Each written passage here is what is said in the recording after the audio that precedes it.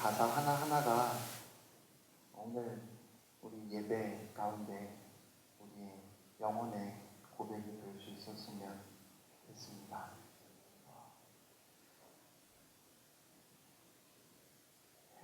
제가 원래 설교할 때 많이 긴장하는 편인데 오늘은 더 긴장이 많이 돼서 너무 두렵고 떨리는 마음이 커서 한 2달 전에 우리 대표님께 전화를 받았어요.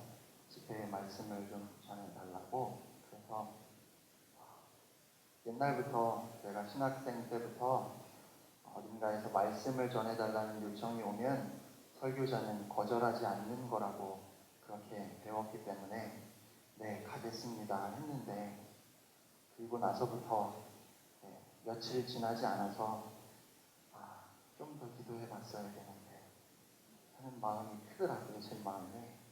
그리고 오늘 또 내일 이틀간 진행되어지는 이번 32회 집회, 이 집회의 주제가 무엇이죠? 네? 잘 모르세요?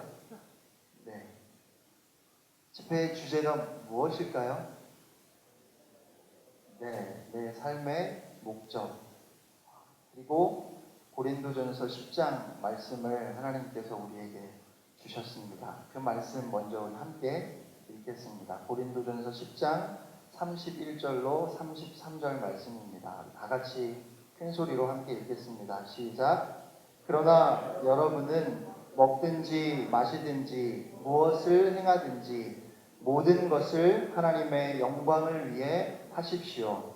여러분은 유대 사람에게든지 그리스 사람에게든지 하나님의 교회에든지 걸려 넘어지게 하는 사람이 되지 마십시오. 나도 모든 일에 모두를 기쁘게 하며 자신의 유익을 구하지 않고 많은 사람의 유익을 구합니다. 이는 그들이 구원을 받게 하려는 것입니다. 아멘. 아멘. 이 주제 말씀과 주제를 누가 정했을까요? 제가 정했을까요? 더글라스 대표님이 기도하시는 중에 이번 집회에 이 말씀과 이 주제를 하나님께서 주셨다고 저에게 얘기를 해주셨어요. 그래서 저도 지난 2달 동안 이 말씀, 이 주제를 품고 열심히 기도하고 또 준비하는데, 제가 인터넷에 인사글에도 올렸지만 집회가 한 달쯤 앞으로 다가오면서부터는 밤에 잠이 안 오더라고요. 얼마나 부담이 큰지 이 중요한 시기에, 이 중요한 시간에 삶의 목적이 무엇인지 알고자 하는 그 갈급함 가운데 이곳에 나왔는데, 하나님께서 저와 여러분에게 그 말씀을, 그 해답을 주셔서 정말 그냥 이 세상을 흘러가는 대로 살아가는 것이 아니라 분명한 삶의 목적과 그 목표를 두고 하늘의 그 영원한 가치를 가지고 우리가 살아가야 할 텐데, 오늘 이 시간을 통해서 하나님께서 우리의 마음에 직접 말씀하시고 깨닫게 하시기를 진심으로 바라며 기도합니다. 여러분, 저를 모르시죠? 제 이름 처음 들어보셨죠? 강사 양력을 써야 된다고 저한테 연락이 왔어요. 뭐라고 쓸까요? 그래서 군대교회 다니느라고 써달라고 그랬더니 그거 말고 그건 안다고 다른 걸 얘기하라고 그러는데 다른 양력이 없어요, 제가. 그래서 없다고 그냥 그렇게 보잘것없는 사람인데, 그런데 하나님께서 이곳에 세우셨음을 한편으로 되게 감사하고 또 영광으로 생각하면서 또 한편으로는 정말 두렵고 떨리는 마음으로 이곳에 섰습니다. 그런데 오늘 이 자리에 우리가 찬양하면서 고백했던 것처럼, 또 우리 목사님께서 기도해 주셨던 것처럼 하나님께서 임재하시면 그 위대하신 하나님의 영광을 우리가 볼 수만 있다면, 그 하나님의 음성을 우리가 들을 수만 있다면, 여러분을 만지시는 그 위대한 손길을 경험할 수만 있다면, 비록 보잘것없고 누군지도 모르는 저같이 나약한 사람이 말씀을 전했을지라도 오늘 이 자리가 여러분의 삶이 완전히 달라지는 놀라운 시간이 될 것을 믿습니다. 오늘 이 자리가 여러분 교회의 부흥이 시작되는 자리가 될 것이라고 믿습니다. 오늘 이 자리가 남가주 청년들의 부흥이 시작되는 자리가 되기를 소망합니다. 저는 미국에 온 지 얼마 되지 않아서 잘 모르지만 남가주 지역에 여러 청년 선교 단체가 있었는데 이제 HYM 하나밖에 남지 않았다고 어떤 목사님께서 말씀하시는 걸 제가 들었습니다. 이제 이 남가주 지역에 지난 1999년부터 올해까지 16년 동안 32번의 집회를 끝까지 하나님 바라보고 이어가고 있는데, 처음 집회를 모일 때는 지금처럼 이렇게 열심히 홍보하지도 않았지만 600명, 700명의 청년들이 모여서 예배했다고 해요. 그런데 언제부턴지 그 수가 줄어가고, 그것은 단지 이곳의 문제뿐만 아니라 한국 교회 청년들의 기독교 인구가 2%, 3%가 채 되지 않는다고 하니까 이것은 한국의 문제이고 또 이 땅을 살아가는 우리 모두의 문제인 줄로 압니다. 그래서 저에게는 이 HYM 집회가 더 소중하고 또 그런 자리이기 때문에 오늘 더 간절한 마음으로, 갈급한 마음으로 하나님의 말씀을 나누기를 원합니다. 내 삶의 목적, 이 주제를 다른 말로 혹은 질문으로 바꾸면 어떤 질문이 될까요? 한국 사람은 몇 명이 모이든 상관없이 대답을 하지 않습니다. 네. 근데 오늘 오후에 세미나 들으신 분들 계시죠? 네. 어쩔 줄 몰라 하는 저를 불쌍히 여기는 마음으로 대답을 좀 해주세요. 내 삶의 목적이라는 이 주제를 다른 질문으로 바꾸어 본다면 어떤 질문이 될까요? 여러분, 왜 사십니까? 여러분은 무엇을 위해서 사십니까? 지금 인생을 살아가는 여러분에게 가장 가치 있는 것은 무엇입니까? 결국 돌리지 마시고요. 네. 저랑 눈 마주쳤는데 굳이 옆을 보실 필요는 없죠? 왜 사십니까? 하나님 영광을 돌리기 위해서. 네, 감사합니다. 다른 사람들에게 길거리에서 왜 사십니까? 라고 그렇게 물어보면 뭐라고 대답할까요? 가장 먼저 나오는 대답이 그냥 삽니다. 또 그와 거의 비슷한 비율로 돌아오는 대답이 죽지 못해 삽니다. 라고 해요. 미국의 찰리 브라운이 나오는 만화가 있죠. 거기 그 만화 안에서 요즘 현대인들이 추구하는 가치가 무엇이냐고 학교 숙제를 받아서 찰리 브라운이 고민하는데 뭐라고 썼을까요? Who cares? Forget it. 그랬더니 그 옆에 있던 동생이 하나 더 있다고. Why me? 이게 요즘 현대인들이 가지고 있는 가장 큰 가치관이라는 겁니다. 다 귀찮아요. 그래서 현대를 가리켜 4가지 무의 시대라고 합니다. 무관심, 무감각, 무의미, 무기력. 그러나 최소한 오늘 이 자리에 모인 여러분들은 과연 내 삶의 목적은 무엇일까? 나는 무엇을 바라보고 어떻게 살아가야 할까를 고민하고 계시는 분들이라고 믿습니다. 관심이 없다면 아마 오지 않으셨을 거예요. 그렇죠? 많은 사람들이 삶의 목적을 찾기 위해서 고민합니다. 무엇을 위해 살아야 하는지, 어떻게 살아야 하는지. 그런데 오늘 우리가 방금 읽었던 말씀을 보면, 고린도전서 10장 31절 말씀을 보면 아주 명확하게 그 답이 나와 있습니다.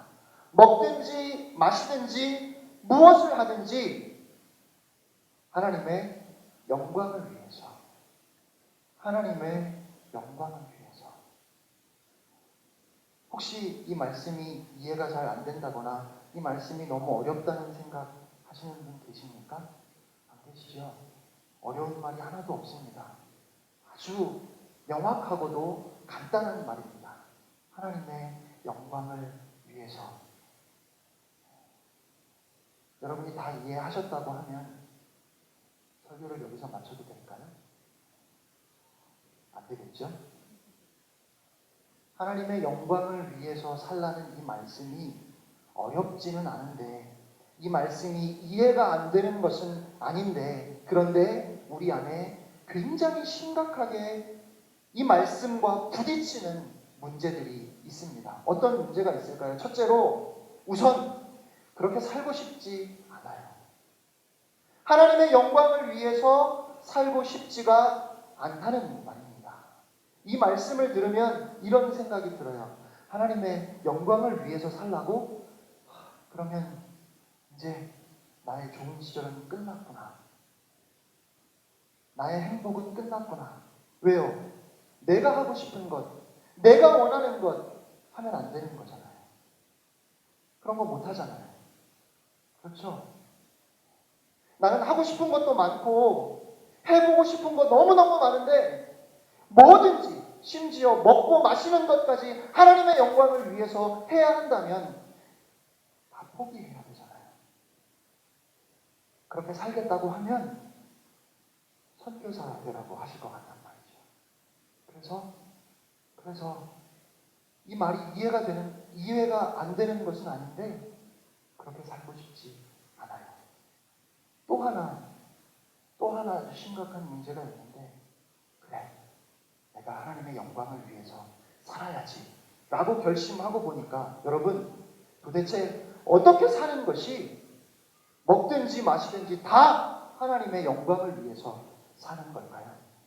어떻게 사는 것이 그겁니까? 하나님의 영광을 위해서 살려고 하면 여러분 어떻게 살아야 하나요? 도대체 어떻게 살아야 나의 모든 것으로 하나님께 영광을 돌릴 수 있는지 그것을 모르겠어요. 그래서 오늘 그리고 내일 두 번의 HIM 집회를 통해서 저는 그 각각의 질문들을 여러분과 함께 한번 고민해 보고 싶습니다. 왜 하나님의 영광을 위해서 살아야?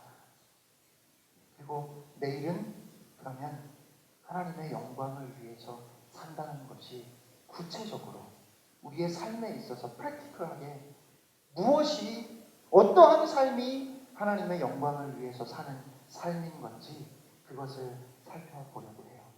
무엇을 하든지 하나님의 영광을 위해서 살아라. 어떤 단어를 이해하는 데 있어서 아주 좋은 방법 중에 하나는 반대말을 생각해 보는 것입니다. 여러분, 하나님의 영광을 위해서 살라는 이 말씀의 반대말은 무엇일까요? 하나님의 영광의 반대말이 무엇일까요? 제발 대답을 해주세요. 하나님의 영광을 위해서의 반대말은? 네? 하나님의 안 영광? 그게 반대말입니까? 저는 어렸을 때 모든 단어의 앞에 안자를 붙이면 그게 반대말이라고 생각했거든요. 그러나 우리는 다 배운 사람들이니까 좀 더 수준 높은 생각을 할 수 있을 거라고 생각합니다. 하나님의 영광의 반대말이 무엇일까요? 하나님의 영광의 반대말은 나의 영광입니다. 하나님의 영광의 반대말이 무엇이라고요? 나의 영광입니다. 그러니까 삶의 목적을 가지고 사람을 구분하면 이 세상에는 두 종류의 사람이 있습니다. 첫째는 하나님의 영광을 위해 사는 사람이 있고, 두 번째로 나의 영광을 위해서 사는 사람이 있습니다. 하나님의 영광을 위해 산다는 것은 쉽게 말하면 하나님의 뜻대로 하나님이 기뻐하시는 것을 추구하면서 사는 것이고, 그 반대는 내 뜻대로 내가 원하는 대로 내가 좋은 것을 쫓아가는 삶입니다. 사람들을 가만히 들여다보면 어떤 사람들은 돈을 좋아하는 것 같아요. 또 어떤 사람들은 명예를 추구합니다. 또 어떤 사람들은 힘과 권력을 갖기를 원합니다. 그러나 그들의 마음을 조금 더 깊이 들여다보면 겉으로는 돈이나 명예나 힘과 권력을 쫓는 것 같이 보이지만 그들이 정말 추구하는 그것은 자신의 행복입니다. 모든 사람들이 궁극적으로 추구하는 것은 그들의 행복이라는 말입니다. 유명한 수학자 파스칼이 행복에 관해서 이렇게 말했습니다. 모든 사람들은 행복을 추구한다. 예외가 없다. 방법은 다양하지만 모두가 그 목표를 향해 나아간다. 전쟁에 나가는 사람들과 전쟁을 회피하는 사람들의 동기가 서로 다를 수 있지만 그들 안에 있는 욕구는 동일하다. 인간의 의지는 이 목표가 아니면 단 한 발짝도 앞으로 나아가지 않는다. 이것이 인간의 모든 행위의 목적, 심지어 목을 매어 죽는 사람들까지도 그들의 행위의 목적은 바로 그들의 행복이다. 그런데 여러분, 돈이 많으면 행복할까요? 돈이 얼마나 있으면 행복하겠습니까? 워낙 가진 게 없는 우리들의 입장에서는 한 10만 불 정도 있으면 행복할까요? 제 감이 너무 작나요? 저는 아직 10만 불도 본 적이 없어요. 막상 10만 불이 있으면 사람들은 결코 그 돈에 만족하지 못합니다. 한때 세계 최고의 부자였던 록펠러에게 어떤 기자가 물었습니다. 당신이 생각하기에 얼만큼의 돈을 가지면 행복할 수 있을까요? 그러자 록펠러가 이렇게 대답했습니다. 간단합니다. 조금만 더 있으면 됩니다. 무슨 뜻일까요? 결코 만족할 수 없다는 거예요. 내가 얼만큼을 가졌는지는 중요하지 않아요. 내가 만족하려면 조금 더 필요하다는 거예요. 거꾸로 뒤집으면 결코 만족할 수 없다는 말입니다. 인간의 욕심은 끝이 없고 아무리 많은 것을 가져도 결코 만족하거나 행복할 수 없습니다. 이것은 아주 본질적인 문제입니다. 창세기 3장 8절로 9절 말씀 우리 함께 읽어보겠습니다. 앞에 나와 있는 대로요. 제가 성경을 우리말 성경으로, 여러분이 일반적으로 보는 개정개혁 성경이 아니고요. 우리말 성경으로 올렸거든요. 창세기 3장 8절 9절 말씀입니다. 함께 읽겠습니다. 시작. 서늘한 바람이 부는 그날 동산을 거니시는 여호와 하나님의 소리를 듣고 아담과 그의 아내가 여호와의 낯을 피해 동산의 나무 사이로 숨었습니다. 여호와 하나님께서 아담을 부르시며 내가 어디 있느냐고 말씀하셨습니다. 하나님께서 사람을 지으시고 에덴 동산에 살게 하시면서 이렇게 말씀하셨습니다. 자, 너는 내가 일러준 대로 살아라. 너에게 엄청난 자유를 주겠다. 그렇지만 이것 하나만은 하지 말아라. 하나님은 우리가 하나님과 교제하면서 하나님이 창조하신 그 아름답고 영광스러운 피조 세계에서 많은 유익을 얻고 어려움이나 사망은 절대 겪지 않을 것이라고 그렇게 말씀하셨습니다. 하나님은 우리에게 행복하고 만족스러운 삶을 주셨습니다. 그런데 어떤 일이 벌어졌나요? 모두 다 잘 알고 계시는 것처럼 사탄이 인간을 유혹했습니다. 하나님께서 사람을 제한하고 부당하게 대하신다는 생각을 심어 주었습니다. 얼마든지 지금 살고 있는 것보다 훨씬 더 나은 삶을 살 수 있을 거라고, 그런 인생을 살 수 있다고 믿기만 하면, 그래서 하나님이 말씀하신 것을 믿지 않고 하나님이 금하신 그 나무의 열매를 따먹기만 하면 하나님처럼 될 수 있다고 유혹했습니다. 하나님께서 우리에게 허락하신 그 삶보다, 하나님이 말씀하신 것보다 더 나은 삶이 있다고 유혹한 것입니다. 그리고 인간은 그 거짓말을 믿었습니다. 성경 전체는 우리에게 이 한 가지 사실을 말해줍니다. 하나님께서 말씀하신 대로, 하나님께서 우리에게 베풀어 주셨던 대로 그 삶을 살기를 거부하고, 하나님의 거룩한 법 대신에 내 생각, 내 마음, 내 뜻이 우선되면 더 나을 것이라고 생각했던 그 아담과 하와의 교만과 불순종과 무법 때문에 모든 비참함과 모든 가련함과 사망이, 이 세상의 모든 문제가 개인적으로 또 전 지구적으로, 전 우주적으로 생겨났다는 것입니다. 여러분, 우리가 살고 있는 이 세상을 가만히 들여다보면 이것은 너무도 분명한 사실 아닙니까? 우리가 지금 사회 문제, 경제 문제, 정치 문제를 논하기 위해서 개인적으로나 전체적으로 얼마나 많은 힘과 에너지를 쏟고 있는지 한번 생각해 보시기 바랍니다. 온 세상이 도대체 우리가 살고 있는 이 세상의 문제가 무엇이냐고 떠들고 있습니다. 그런데 그렇게 소란을 떨면서 대화도 하고 회의도 하고 토론을 하지만 그 사람들은 가장 중요한 것을 전혀 언급하지 않고 있습니다. 사람들이 전혀 고려하지 않는 한 가지, 우리는 그것을 이렇게 질문해 볼 수 있습니다. 우리에게 생기는 이 모든 문제는 결국 하나님께서 우리에게 명하신 대로, 하나님께서 우리에게 말씀하신 대로 살고 있지 않기 때문에 아닙니까? 우리가 하나님과 올바른 관계에 있지 않기 때문에 그래서 우리가 힘든 거 아닙니까?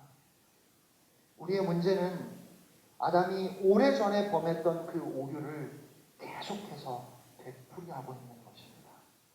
하나님의 말씀에 비추어서 나의 삶을 들여다보고 그 모든 문제를 하나님께서 말씀하시고 하나님께서 뜻하시는 대로 순종하려고 하기보다는 내 마음, 내 생각을 하나님의 말씀 앞에 두기 때문에,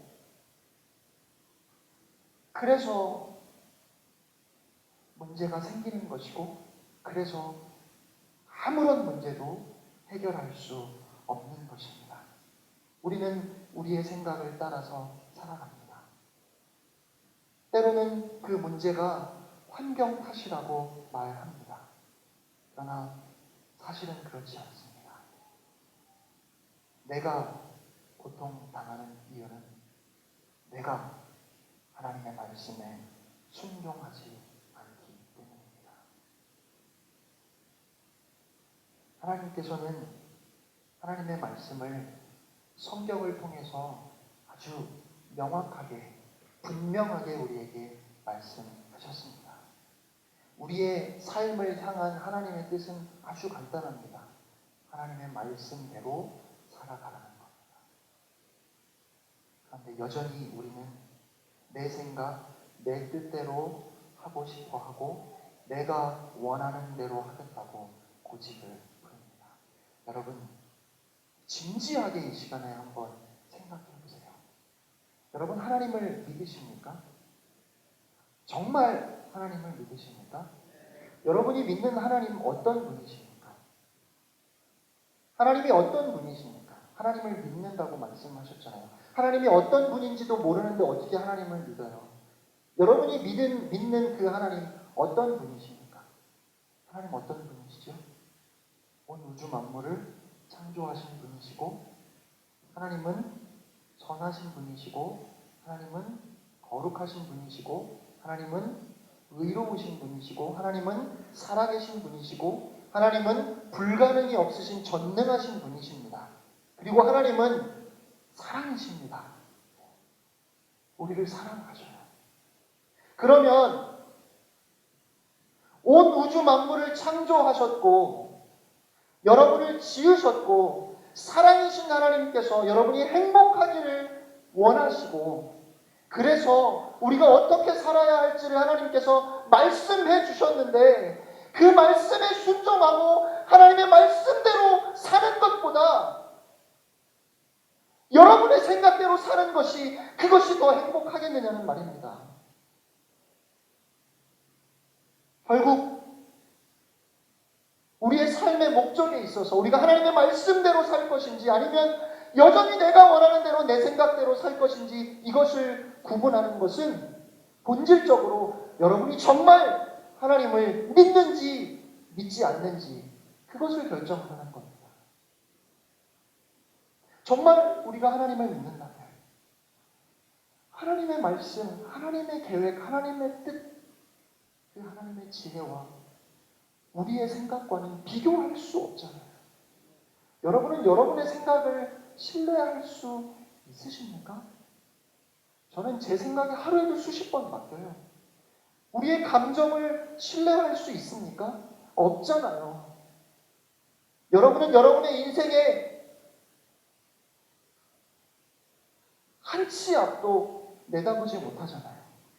도대체 무슨 일이 있을지 알 수가 없어요. 여러분은 여러분이 원하는 대로 여러분의 인생을 살아가실 자신이 있으십니까? 그럴 힘과 능력이 있으세요? 여러분의 인생을 컨트롤할 수 있으세요? 없잖아요. 그런데 왜 우리가 여전히 나의 생각, 나의 고집을 붙잡고 있을까요?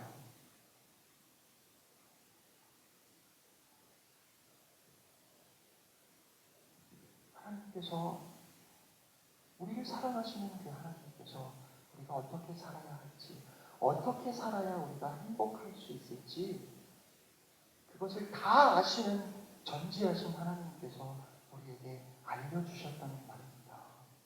그리고 그 말씀대로 살아가는 것, 그것은 우리에게 부담이 아니에요. 내가 억지로 가기 싫은 것을 해야 되는 마치 코에 껴서 끌려가는 송아지처럼 그렇게 끌려가는 삶을 하나님이 원하시는 것이 아니라는 말입니다. 하나님의 말씀에 순종하는 것, 그것은 대단히 믿음이 좋은 것이 아니고요. 그냥 하나님의 말씀대로 여러분이 순종한다면 그냥 여러분은 똑똑한 거예요.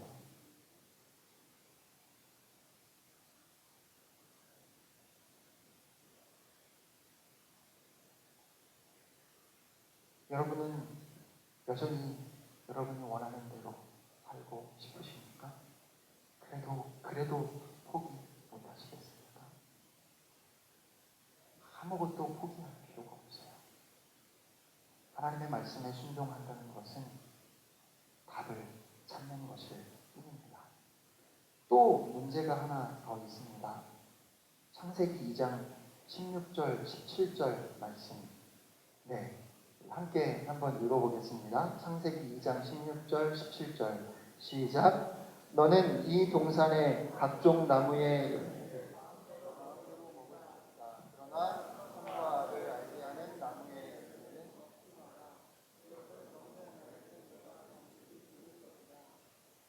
그것을 먹는 날에는 네가 반드시 죽을 것이다.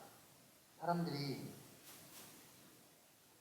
하나님의 뜻보다 자기의 생각이나 자기의 뜻을 앞에 두기 때문에 그래서 우리의 삶에 이렇게 수많은 문제가 있는 것이고요. 한 가지만 더 그 문제의 원인을 하나님의 말씀 속에서 찾아본다면 그것은 사람들이 하나님의 심판이 있음을 진지하게 직면하려고 하지 않기 때문입니다.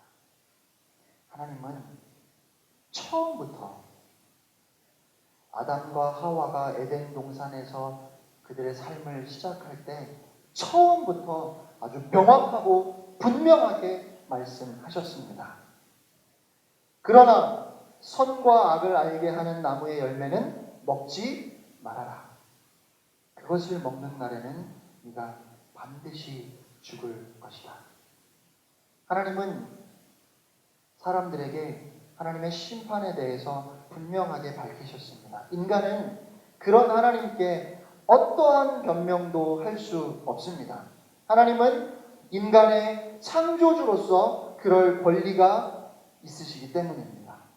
처음부터 하나님은 인간에게 책임을 묻겠다고 말씀하셨습니다. 하나님은 인간을 책임 있는 존재로 만드셨어요.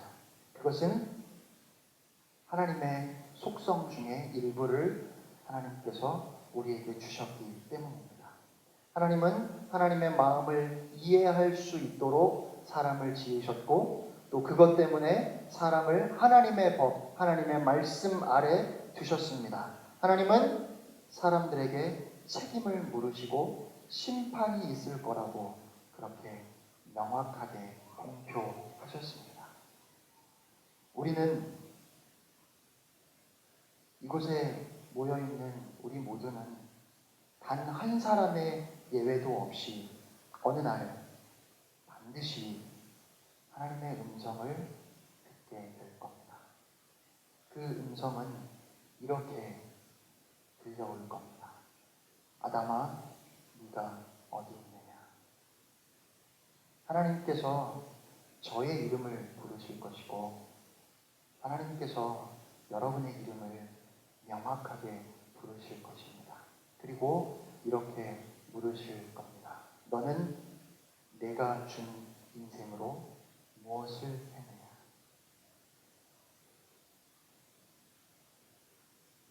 여러분, 하나님을 믿으십니까? 하나님을 믿으십니까? 그러면 하나님의 심판을 믿으십니까?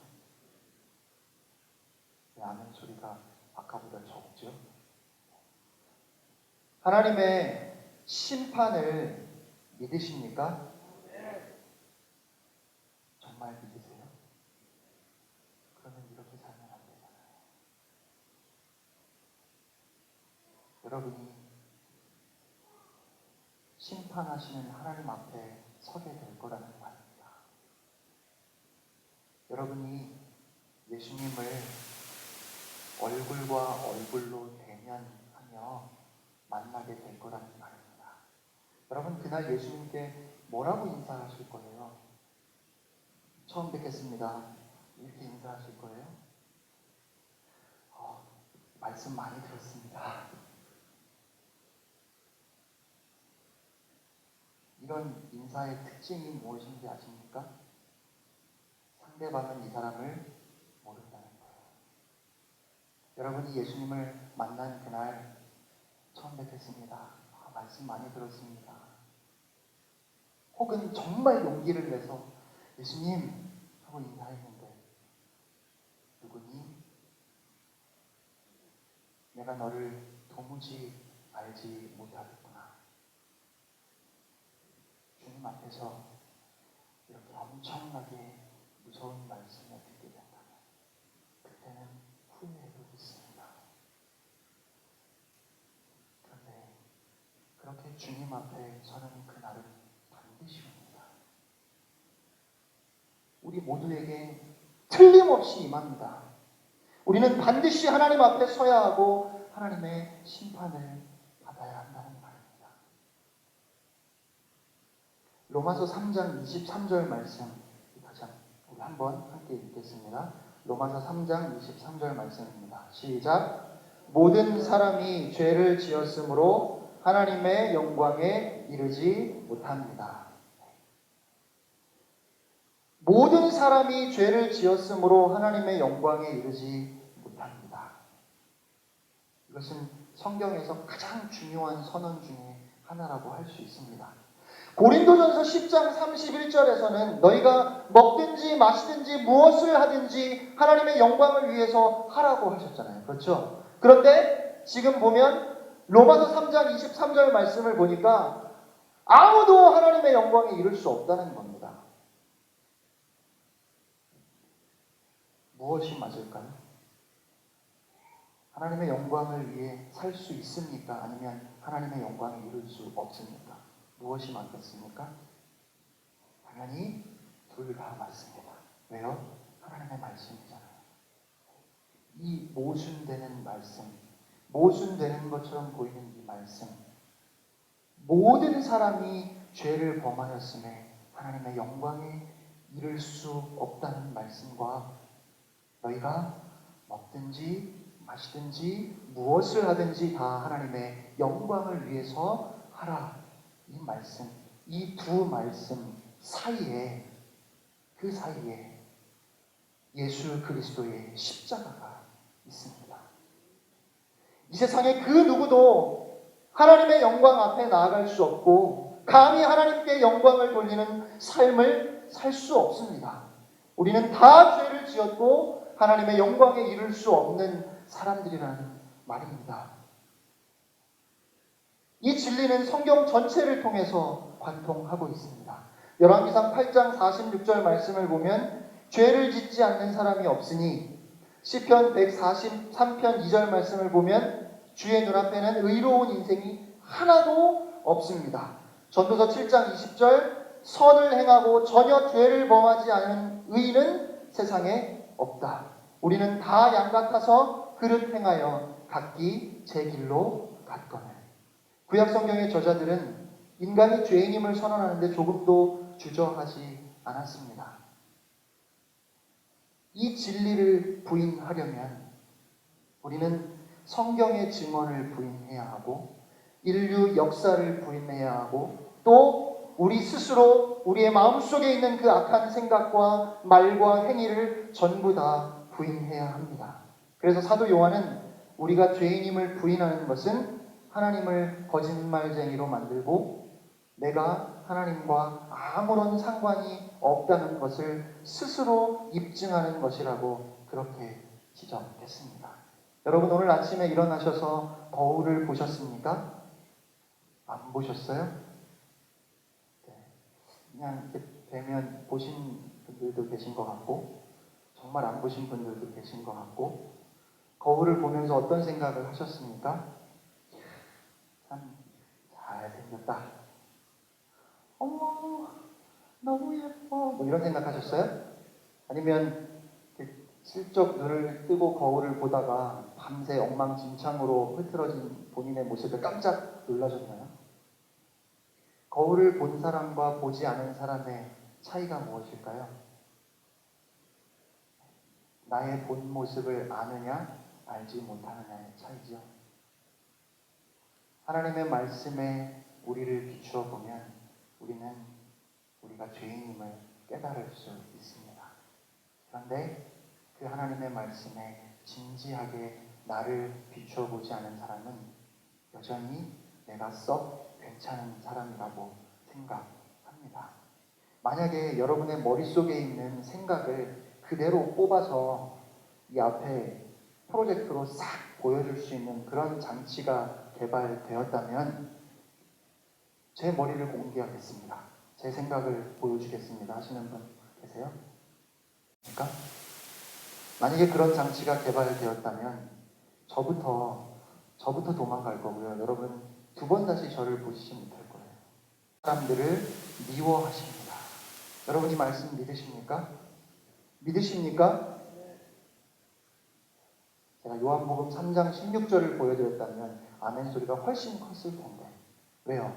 하나님이 세상을 이처럼 사랑하사 이 세상에 죄악이 그렇게 관영한데도 하나님이 사랑하셨잖아요. 그렇죠? 요한복음 3장 16절은 하나님의 말씀이고 진리입니다. 그러나 그와 똑같이 지금 방금 읽어드렸던 그 시편 말씀도 하나님의 말씀이고 진리입니다. 하나님은 그런 분이십니다. 아담이 몇 번이나 잘못했어요? 몇 번이나 잘못했길래 에덴 동산에서 쫓겨났습니까? 딱 한 번 사과 한 입 먹었다가 그냥 열매 하나 그냥 한 입 먹었는데 저희 집 거실에 사탕이랑 초콜릿이 들어있는 통이 있어요. 제 딸이 학교 갔다 와서 이제 숙제 다 해놓고 엄마한테 허락받고 그 중에 하나를 골라서 먹을 수 있습니다. 어느 날 엄마 허락 없이 하나를 쏙 빼먹은 거예요. 예를 드는 겁니다. 진짜로 그랬다는 게 아니라. 네. 엄마는 귀신같이 알죠? 네. 딱 걸렸어요. 너 엄마가 허락 받고 먹으라고 했는데 엄마 허락 없이 여기서 초콜릿 하나 뺏어 먹었지? 집 나가. 그리고 딸을 쫓아내는 겁니다. 여러분 웃으시죠? 그러면 안 될 것 같죠? 물론 아담과 하와가 선악과를 따먹은 데에는 훨씬 더 깊은 본질적인 의미가 있지만 그냥 말씀을 놓고 보면 선악과 한 번 따먹었다가 에덴 동산에서 쫓겨났잖아요. 하나님은 그런 분이라는 말입니다. 여기에 성경이 가지고 있는 가장 크고 본질적인 문제가 있습니다. 그 문제는 무엇이냐면 어떻게 공의로우신 하나님께서 거룩하신 하나님께서 죄인을 용서하실 수 있느냐는 말입니다. 어떻게 죄인인 우리가 하나님을 아버지라 부를 수 있고 어떻게 하나님의 은혜의 보좌 앞에 나아갈 수 있느냐는 말입니다. 그게 어떻게 가능하겠어요?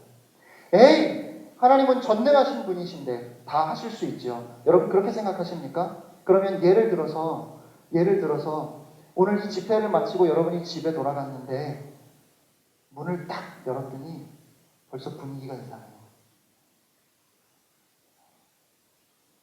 한 사람이 손에 칼을 들고 서 있고 그 칼에서 피가 뚝뚝뚝 떨어지고 있고 여러분의 가족은 다 그 사람 손에 죽었어요.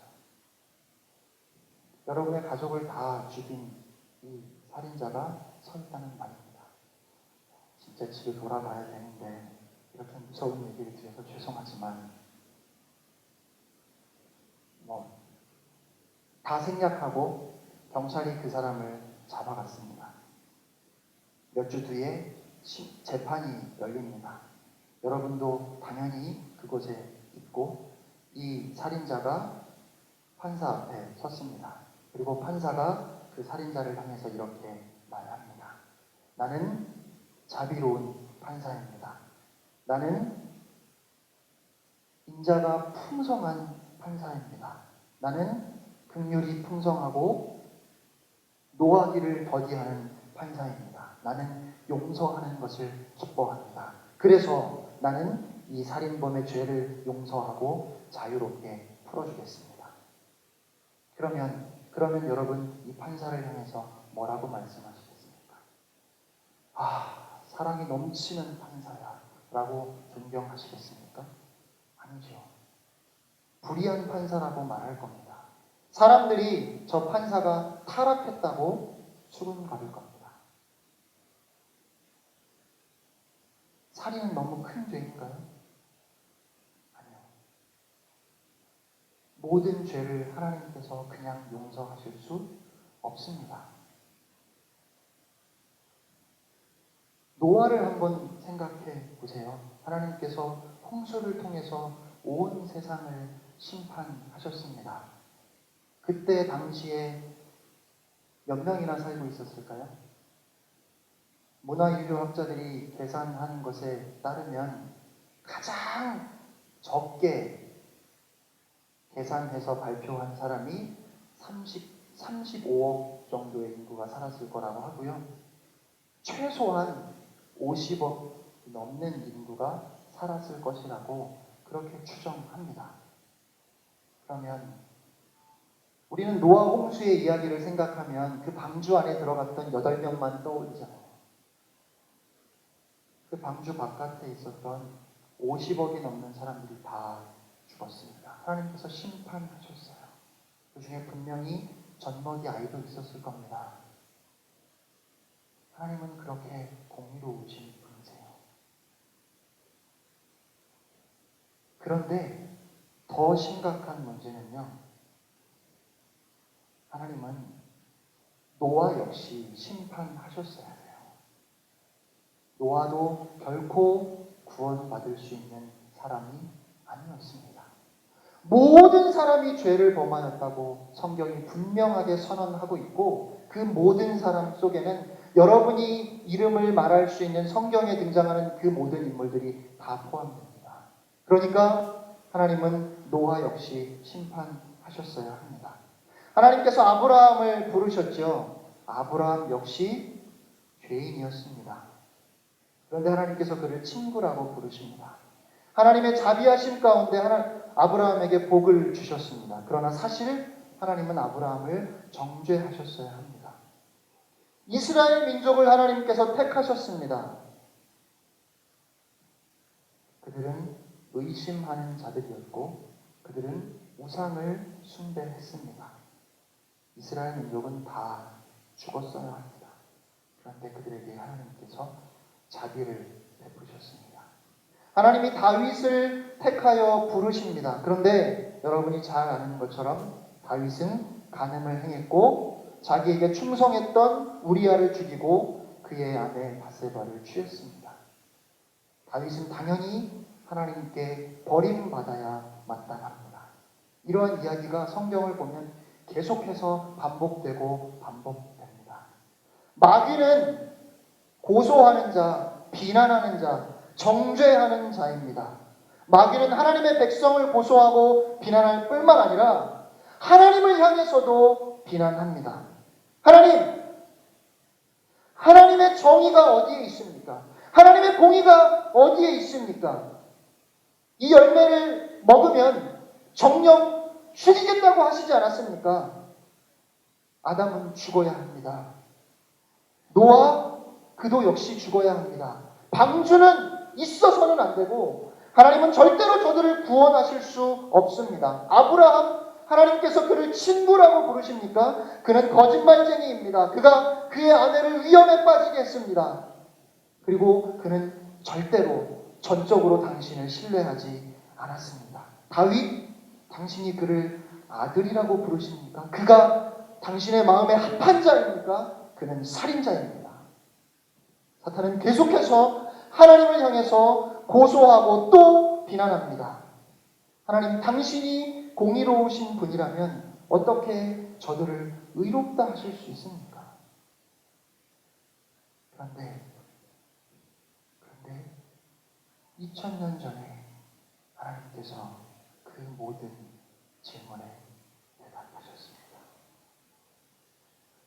저 십자가를 보아라. 저기 나의 아들이 그 모든 사람들의 죄를 위해 죽어가고 있다. 구약에서 나의 이름을 처음으로 불렀던 그 사람부터 마지막 때에 마지막으로 나의 이름을 부르는 그 사람까지 그 모든 사람의 죄를 대신 짊어지고 나의 아들이 십자가에서 죽임을 당하였다. 하나님은 그래서 예수 그리스도를 공개적으로 처형하셨습니다. 인류 역사의 한 복판에서 그 중심에서 모든 사람들이 그 십자가를 보기를 원하셨던 것입니다. 하나님이 왜 그렇게 하셨을까요? 하나님의 공의를 나타내시기 위함입니다. 마태복음 27장 45절로 47절 말씀입니다. 정오부터 오후 3시까지 온 땅이 어둠으로 뒤덮였습니다.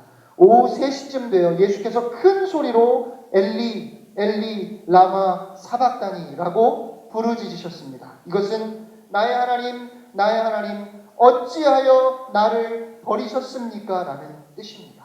거기 서 있던 몇 사람들이 이 소리를 듣고 말했습니다. 이 사람이 엘리야를 부르나 보다. 온 땅이 어둠으로 뒤덮였고 예수님께서 그 가운데 크게 소리 지르셨습니다.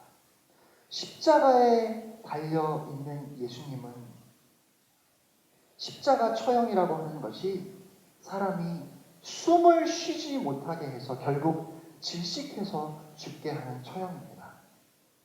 십자가에 매달린 채로 온 몸이 축 늘어지면 숨을 내쉬고 들이쉬고 할 수가 없어요.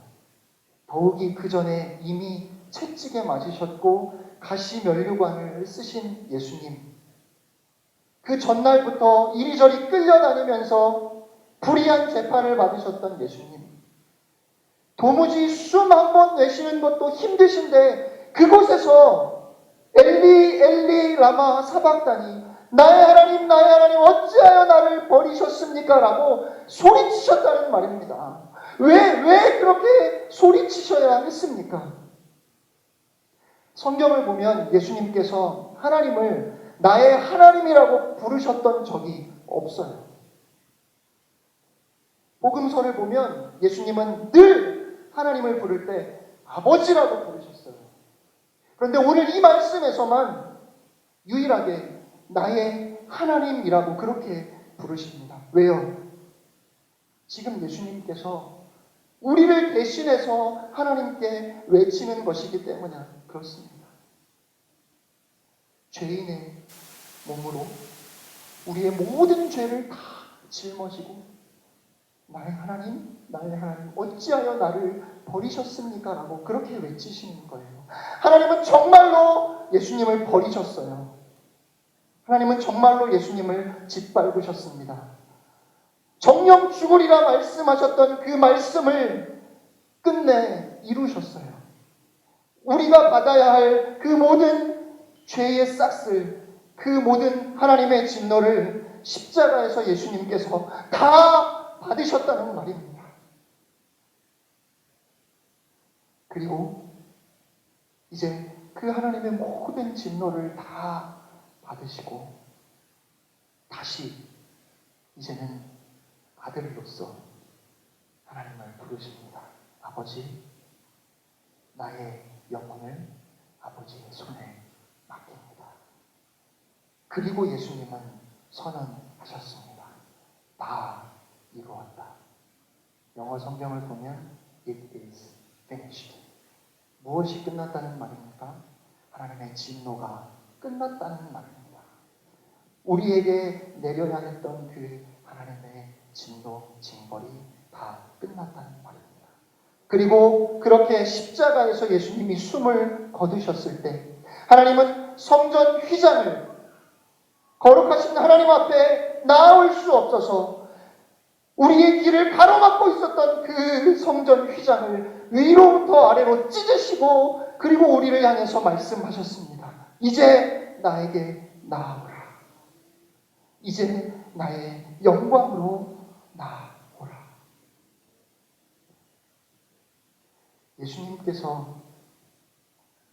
예수님께서 십자가에서 우리를 대신해서 나의 하나님 어찌하여 나를 버리셨습니까? 라고 그렇게 외치셨기 때문에 오늘 우리는 하나님께 이렇게 외칩니다.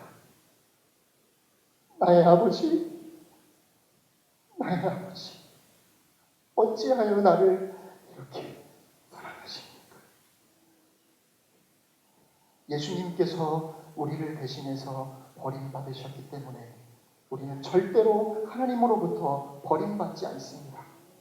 우리의 죄값을 치르신 하나님 예수님께서 영원히 우리와 함께 하시기 때문입니다.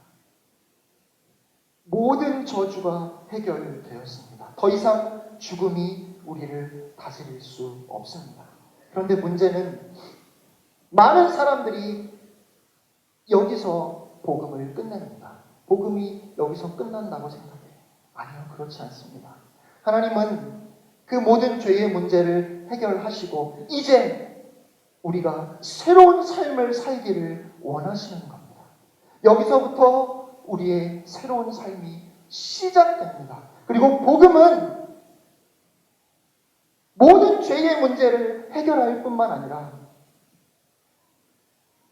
예수 그리스도의 십자가 은혜로 다시 시작되어지는 우리의 삶을 이끌어가는 하나님의 능력입니다. 그것이 복음입니다. 하나님은 우리를 하나님의 자녀가 되게 하셨습니다. 그리고 이제 우리에게 사명을 주십니다. 그 사명은 하나님의 자녀로서 하나님을 대표하기를 원하시는 것입니다. 하나님을 대적하고 하나님을 배반하고 하나님의 뜻대로 살기를 거절하고 우리 뜻대로 우리 마음대로 살려고 했던 그런 반역자였던 우리를 하나님이 다 용서하시고 하나님 앞으로 나아오게 하시고 그 하나님의 놀라운 영광을 보게 하시면서 이제 우리를 하나님의 아들, 딸로 입양해 주시고 그리고 하나님의 대사가 되어서 하나님을 대표해서 저 세상에 나아가서 그 하나님의 복음을 전하라고 말씀하시는 겁니다. 여러분, 이것이 어떻게 우리에게 부담일 수 있겠습니까? 전혀 그렇지 않습니다. 마치 예수 믿는 사람들을 핍박했던 사울을 부르셔서 사도로 삼으셨던 것처럼 우리를 부르셔서 하나님의 대사가 되게 하셨는데 어떻게 이것이 억지로 해야 하는 부담스럽고 하기 싫은 일이 될 수 있겠습니까? 우리를 부르시는 그 하나님의 부르심에 우리는 정말 죄송한 마음으로 그러나 정말 감사하는 마음으로 저 같은 것도 쓰시겠다면 제가 하나님께로 나아갑니다라고 그렇게 말할 수 있습니다. 예수님이 12제자를 뽑으셨습니다. 12명의 이름 여러분 아시죠? 베드로와 야고보와 요한, 안드레, 빌립, 바돌로메, 마태, 도마, 알페아고의 아들 야고보, 다데오, 시몬, 그리고 가룟입니다. 이 12명을 예수님께서 특별히 뽑으셨습니다. 예수님의 제자 하면 가장 먼저 떠오르는 게 뭐죠? 어부. 네, 어부였죠. 네. 어부는 당시 갈릴리에서 가장 평범하고 흔한 직업입니다. 지금 이제 예수님이 하시고자 하시는 일은 인류 역사상 가장 위대한 일이에요.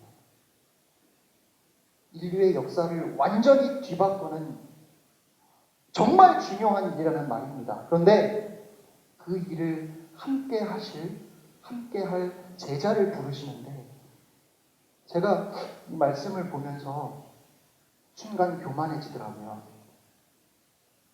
무슨 말이냐면 2000년 전에 제가 혹시 갈릴리에 태어나서 고기를 잡고 있었더라면 나도 예수님의 12제자에 들어갈 수도 있었겠구나. 택도 없는 소리라고 생각하십니까? 물론 사랑의 사도 요한을 우리가 떠올린다면 제가 감히 어떻게 그 속에 들어가겠습니까?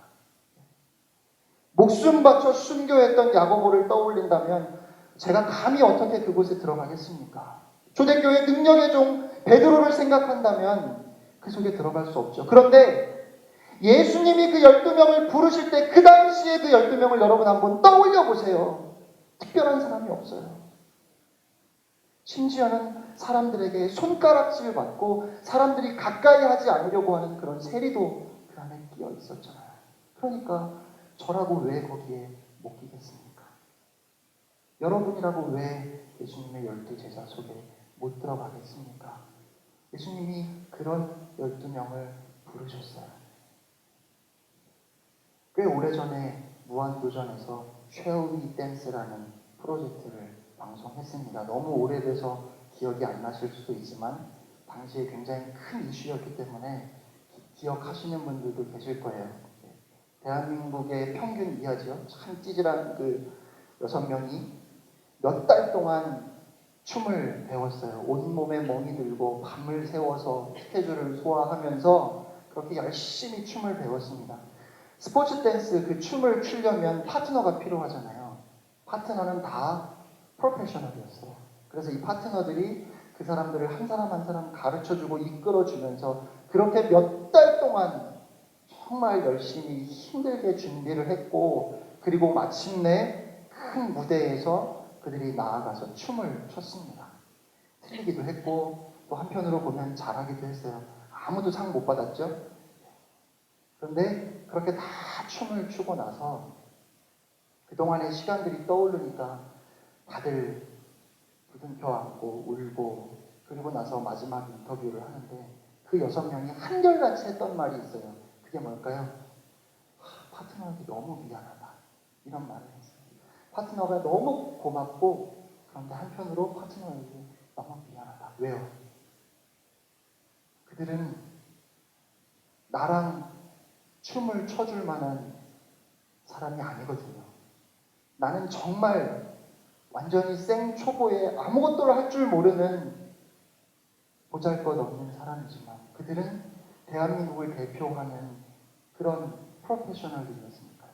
그런데 그들이 함께 춤을 춰줬고 이렇게 큰 무대에 같이 섰는데 내가 더 열심히 하지 못해서 참 미안한 마음이 든다고 그렇게 얘기했던, 제가 그 인터뷰를 보면서 처음으로 예능 프로그램을 보면서 울었어요. 그것은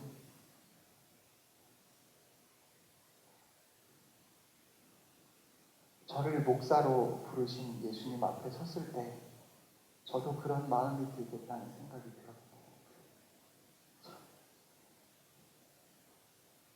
예수님 참 죄송합니다. 제가 최선을 다해서 한다고 했지만 돌아보니까 예수님 저 같은 사람을 목사로 불러주셨는데 제가 이것밖에 하지 못했습니다. 그러면서 참 죄송한 마음이 들 것 같았어요. 하나님께서 하나님의 역사를 그냥 하나님이 이루어 가신다면 얼마나 완벽한 모습이겠습니까? 이 교회를 하나님이 목회하신다고 한번 생각해 보세요. 얼마나 완벽한 모습이겠습니까? 그런데 그거는 하나님의 방법이 아니에요. 하나님은 저와 여러분을 부르십니다. 그리고 우리를 통해서 영광 받기를 원하십니다. 그러면 그렇게 우리를 부르시는 하나님 앞에 우리가 어떻게 나아가야 하겠습니까? 여러분은 너희가 먹든지 마시든지 무엇을 하든지 하나님의 영광을 위해서 하라고 말씀하시는 그 말씀이 여러분의 마음에, 여러분의 귀에 어떻게 들려오십니까? 아, 나 그렇게 살고 싶지 않은데. 여전히 부담스러운 하나님의 음성으로 여러분의 마음에 그렇게 들려오십니까? 저는 이 말씀이 저를 믿어주시는 하나님의 사랑의 음성으로 들립니다. 하나님, 저 같은 것을 부르십니까? 나의 삶으로 어떻게 감히, 그럼에도 불구하고 아니, 내가 너를 통해서 할 것이다, 그렇게 말씀하시면서 나의 영광을 위해서 살아라 라고 말씀하시는 그 하나님의 말씀이 저를 너무도 믿어주시고 저에게 힘과 용기를 부어주시는 하나님의 사랑이라는 말입니다. 사랑하는 청년 여러분, 하나님께서 여러분을 그렇게 믿어주십니다. 무엇이 더 필요하겠습니까? 하나님이 믿어주시는데, 그리고 네가 나의 영광을 위해서 살아라 라고 말씀하시는데, 여러분, 이 세상에 무엇이 두렵겠습니까? 이제 하나님의 영광을 위해서 살라고 말씀하시는 그 하나님께 이 시간이 뭐라고 대답하시겠습니까? 이사야서 6장 8절 말씀입니다. 주님이 말씀하셨습니다. 내가 누구를 보낼까? 누가 우리를 위해 갈까? 하나님, 저 같은 것도 괜찮다. 하나님이 저 같은 것을 부르신다면 Here I am. Here am I. Send me. 내가 여기 있습니다. 나를 보내주십시오. 오늘 우리 모두가 그렇게 하나님 앞에 고백할 수 있기를 간절히 소원합니다. 이 시간 함께 기도하겠습니다.